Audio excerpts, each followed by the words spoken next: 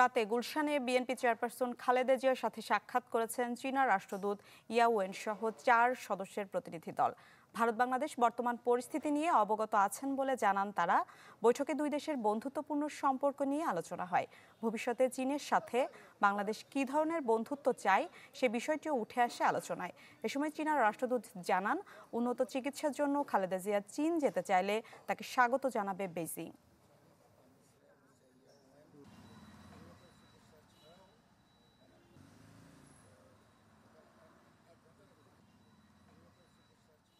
এটা অত্যন্ত সুন্দর, সুষ্ঠু এবং ফ্রেন্ডলি ডিসকাশন ছিল।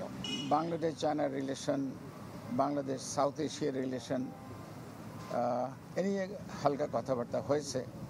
এবং যে জিনিসগুলো আপনারা জানতে চাচ্ছেন যে ইদানিং ইন্ডিয়াতে যে ঘটনাগুলো ঘটেছে বা ইসকনকে নিয়ে বাংলাদেশে ঘটনা ঘটেছে, এ নিয়ে বিস্তারিত আলাপ হয়নি, কিন্তু তারা প্রত্যেকটা জিনিস জানে।